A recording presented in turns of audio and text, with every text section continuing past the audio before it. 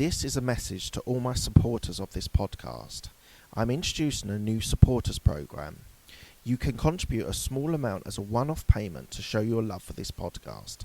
Thank you in advance for all your contributions. This is the Absolute Business Mindset podcast, created and hosted by Mark Hayward. I am a corporate employee with an entrepreneurial mindset. This podcast will help and support you with new ideas about business. These are my thoughts, ideas and comments. Today I'm going to be talking about risk and the different types of risk that might affect your business. There's going to be 20 odd items which I'm going to talk about the different types of risk in business. Hopefully you'll be able to find the risk that you are most closest to and then be able to do something about it. So I hope you enjoy it, and thanks a lot. Hi everyone, Mark Hayward from the Absolute Business Mindset podcast and YouTube channel. Thank you everyone for joining me. Today we're going to be talking about 20 types of risk. So this is all things that will affect you in your business. So all these risks are things that are to do with businesses, and there must be at least 2 or 3 that are going to affect your business. So I would say take some notes, have a think about it, break through what those risks are and how you can overcome those risks, because all we're trying to do here in business to be successful is to mitigate risk, lower your risk. You might want to take on risk, but you've got to think about what those risks are before taking them. So we're going to go through 20 of them, and hopefully you'll be able to work out what these risks are and how to overcome them. Okay, so number 1 is probably the most obvious one, but sometimes not always thought of, is competition risk. So competition risk is the other competition that is against you in your business. So it could be someone who's doing something similar to you that is vying for the same part of the market. So competition risk is something that everyone will fit or will experience. So that's got to be 1 on your list that you've got. So competition risk is massive. Number 2 is economic risk. So economic risk could increase your costs or your sales. So if there is something that's affecting the economy, it will invariably have an impact on you as well. So think about where there are economic risks. So it might be listening to the budget. It might be working through what you think the economy is going to do, whether, for example, whenever there's a recession, there's always the construction industry is always hit. One of the first industries that's hit when there is a recession. People just basically stop building buildings and flats and commercial builds. So you've got to be aware of your economy, of the economy of the country. It could be Europe, it could be world, it could be the US. So you've got to be well aware of what the economic risk is. Number 3 is operational risk. So that might be failed processes that you've got. So that is actually the operations of your business. So it's the day-to-day failings. That might be people within your team who are not performing at the level they should be. It might be processes that you've not implemented properly, or people don't understand them. So operational risk is one that's probably not thought of enough. We all think that our processes are right, even where you should be reviewing your processes at least every year, just to check that they are correct. Just because something's been done for a long time doesn't mean that it is actually right or is doing the job. So please check that out. Have a think about that. Number 4 is legal risk. So this could be new regulations that are there to disrupt your business. So you've got to be aware of these legislation and regulation that comes in. Equally, it could be you could incur legal costs from a legal dispute. So that sort of risk is sort of twofold. It can be a couple of things. If you are in the position where you are being sued, or there's some legal action against you, that is obviously a risk, and that is going to affect your business massively, whether it's just paying fees, whether you win or lose, you might have to pay the costs for that as well. So legal risk is a real one, which probably is not thought of, but that can also be new regulations that are coming in within your sector. Number 5 is compliance risk. So breaking the laws or regulations. It could be an oversight. It could be a deliberate ploy. Whatever it is, you got to be compliant in this world of business. So in my area of Big Four accountancy, compliance is a massive thing. We have to be compliant with all the different regulators, UK, Europe, US, China. You've got to be aware of the regulations within that local community, local area, because compliance, once you start getting to a certain size of business, compliance is critical. When you're more in the startup area, compliance isn't such a massive thing. There's less regulation against smaller businesses, but you really do need to think about compliance risk when you start getting larger size and you're being affected by national, could be regional, national, international regulations. Number 6 is strategic. So there could be risks in a particular strategy that you have implemented. It could be your recruitment policy. It could be your strategic view, your vision of where you're going to take this business. It could be if you're risking that by making bad choices, that is a risk that I think everyone is susceptible to, even if they don't do it. Sometimes with strategic risk, you think you're doing it right, you think you're the right answer to the solution, and sometimes you're not. So you do have to think of strategic risk as well. Are you doing the right thing? Is there the review on being able to get that right? Right, number 7, reputational risk. So this is a perception thing. Reputation is something, I can't remember what the quote was, but you can build a reputation for 10 years, but you could lose it in one day. So important that you have good reputation with your customers, with your employees, with your accountant, your legal service, whatever it is. Got to have a good reputation. It's so important. It's massively important for larger companies because there's branding, and your perceived risk of your reputation is massive. So any sort of problems that is affecting your business could be bad press, can sometimes affect reputational risk and reputational behavior. Equally, as I said, all the way down to the micro level. And I think this is a really good judge, is the macro level stuff and the micro level stuff, and this is one that can fit both macro and micro. So reputation can be in the press, which is macro, and equally it can be micro when you're dealing with your employees and your customers.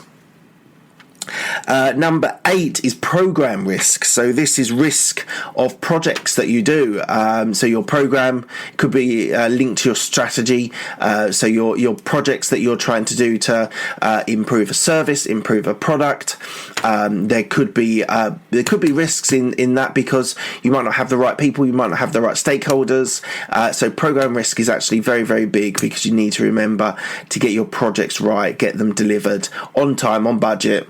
Invariably, I've had enough experience with projects, especially technology projects. It costs more and takes longer in most cases. So linked to that is project risk. So risk management in your project. So whenever you do a new project, you should think about the risk that is affecting your project. And there's a whole sort of area of thinking about how you can mitigate risks that are going to affect your projects. So risk management is important and should be part of your sort of building up your team, what you're going to do, your vision of your project. Number 10 is innovation risk. So you could have product research, and it could be adapting to new businesses, new services that you're doing. So there can be risk equally in not innovating enough. Equally, there could be a risk in innovating too much and losing sight of your ideal customer, your customer that you want to have there. So you need to think about that. Both levels, both macro and micro, innovation can be a hugely beneficial part of your business, but equally you've got the Kodaks, you've got the Toys R Us that didn't innovate enough and missed the opportunity. Equally, if you are stagnant and you're not moving enough, you can have innovation risk. Number 11, halfway through. Number 10's just done, so halfway through, everyone, is country risk. So you could have national, you could have conditions in a company, like political events. There is later on, there is political risk, but the country risk. So that could be a budget, that could be a legislation, regulation within that country. It could be political events. So we've had in the UK Brexit for 2 or 3 years now, so those political events can have an impact on your business. Again, it's not going to do your micro level with your clients massively, but it could affect people's spending habits. So if tax went up, that would probably curtail people's spending habits. So country risk is important. You might not think it is at the moment, but I'm telling you that it is something that you need to consider. Right, so at this point, I just want to say to you guys on YouTube, have a click up here about a course, a thing that I did on YouTube about ideas. If you check that out, you will be able to see the link to the YouTube video. Hope you enjoy that, everyone. Right, number 12, quality. So there could be failures in meeting the quality goals of your products and services. So you might not be able to deliver the quality that you've agreed, and therefore you are going to struggle, and that is going to be a risk for your business. Number 13, credit risk. So the risk of owing money. Sometimes it's good to lend money and owe money, but equally you do have to be careful. If you can't pay that back, that is going to be a massive inconvenience and could affect your business massively, and the risk of damaging that is massive. So I would say, everyone, if you're borrowing money, be comfortable with what you're borrowing and be aware that you do need to repay it back every month, and if you miss a payment, you could have severe problems. So please, everyone, just check that out and be aware of that. Number 14 is exchange rate risk. So there could be volatility in your foreign exchange rates. This would be affecting export businesses in particular. So if you are selling things to overseas, there could be impacts on exchange rates. Always, I think we experienced a little while ago, this is probably like 4 odd years ago, we had a massive thing with India at one stage where their exchange rate devalued significantly, their currency devalued significantly, and we had to do an upload onto our system because India was struggling so much and we were going to be on the wrong side of of exchange rate. So you do need to consider that as well. Number 15, which we have touched on before, is interest rates. So if interest rates go up, your cost of capital will go up, so that could increase profitability. Equally, if we flip it the other side and it goes down, it could damage spending, so it's something you do need to be aware of. Number 16 is taxation risk. So there could be new laws that are impacting your business and your profitability. So taxation is something that we all have to pay, whether it is corporation tax, income tax, whatever it is. If you're an employee, your income tax, social security, corporation tax if you're a business owner, with social security as well. So you've got to keep an eye on those taxation rules. Yes, you can have an accountant which is doing the best for you, but you should be aware, if you're a business owner or an entrepreneur, you should be aware of the taxation that is going to affect you. So do not ignore it. Equally, if you're on YouTube, I'm going to give another shout out. Up here, guys. Alcohol and business. I did a podcast and a YouTube on alcohol and business. Please check it out. It's really, really interesting. My view on alcohol and business and how it mixes and matches and doesn't match in some cases. Right, number 17, process risk. So you need to be able to focus on risk management with your processes. We've covered that before, so I'm going to go straight on to resource risk. So if you're not meeting your resource that you need, that is a massive risk for you. So I would be very, very careful if you are thinking of doing projects that might improve your product or service and you don't have the right people. Resource is so important. We talked about in the last one about different types of business that you need to have HR, you need to have recruitment, you need to have administration, you need accounting, you need finance. all these are so important. You need to have the people, right place, right time to do your resourcing and get that right. You need the right people at the right business. Number 19, political risk. So this could be events that are affecting politically. It could be a trade deal.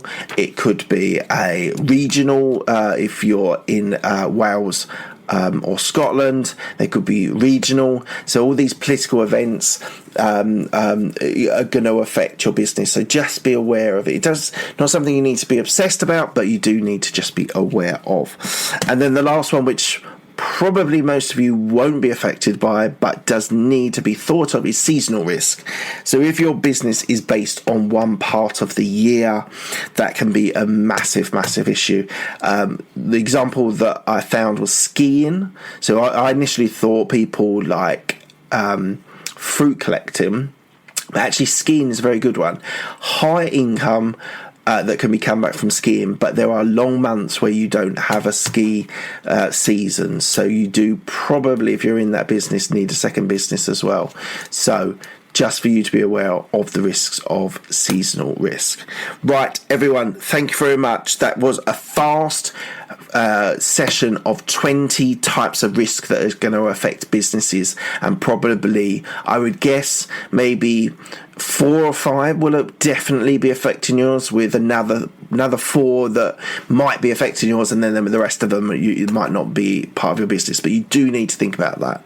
I would love to get your feedback on it. Please email me at absolutebusinessmindset@gmail.com.